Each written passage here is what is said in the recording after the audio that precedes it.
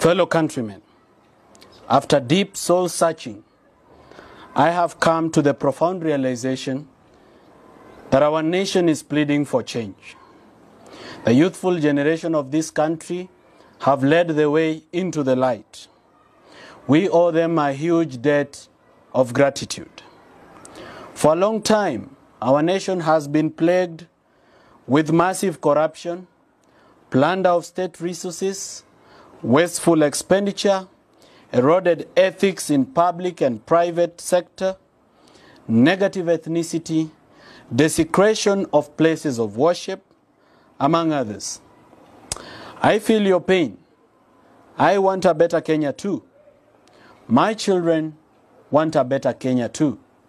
My wife Rachel has told me stories and dreams of us falling in love again in a new country called Kenya. For this reason, I have decided to lead the way. Fellow countrymen, before I declare the raft of measures to be undertaken by my government in the pursuit of a better tomorrow, I want to remember the heroes who have lost their lives in this struggle. I condole with your families.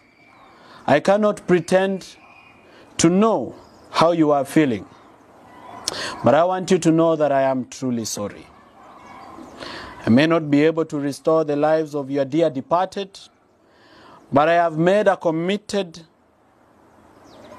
resolve to remember them as heroes of Kenya and confer state honors upon them as is my power under the Constitution.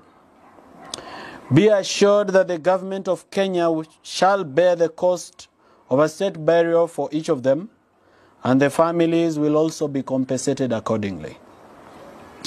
Ladies and gentlemen, at a moment like this, we must make a decision to move forward or to look backwards. It is written in the story of a prolific writer, Goro wa Kamau, a true son of this land, that we should never cry when the sun goes down, for the tears will not let us see the stars. As we look forward, I charge all of you to walk with me in this journey and be my accountability partners as I serve you as your president. Accordingly, I have made the following reforms to my government effective immediately. 1.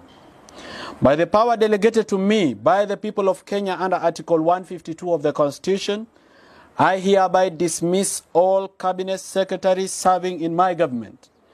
They shall cease to hold office forthwith. I will appoint a new cabinet within 14 days to help me in the priority business of our country. 2.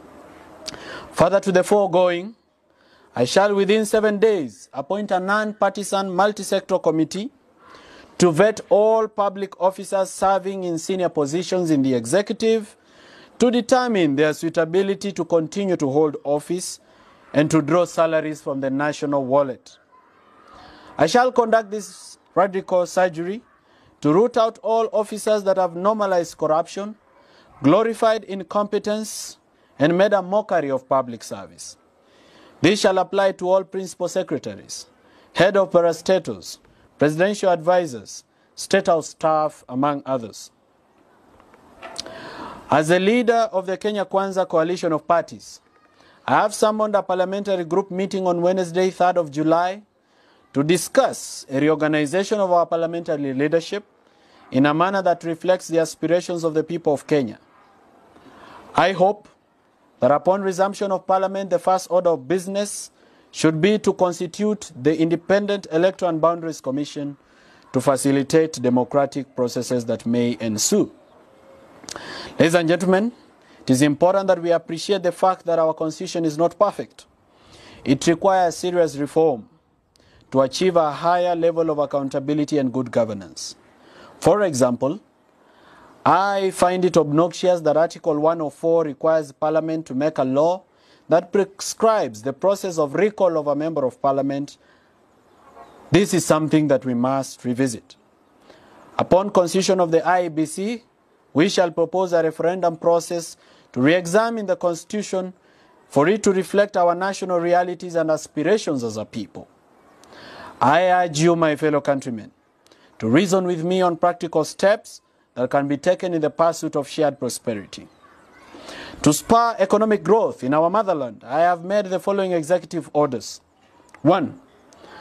I am this evening instructing the Governor of Central Bank to within 21 days develop a mechanism where small, medium enterprises, SMEs, can borrow business loans from banks at a special interest rate of 8% to 10%, which will enable business expansion and job creation for our youth.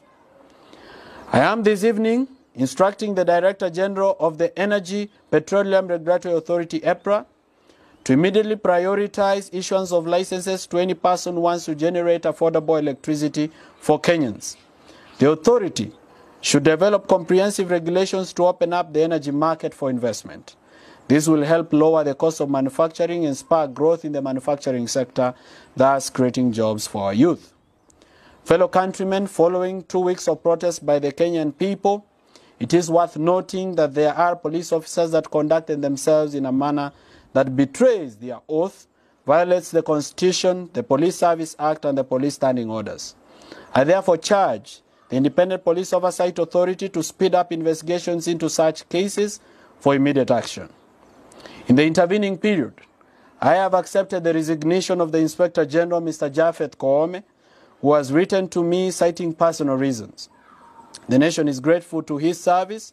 I have forthwith recalled the Deputy Inspector General Nur Gabo, who is on a UN mission in Haiti.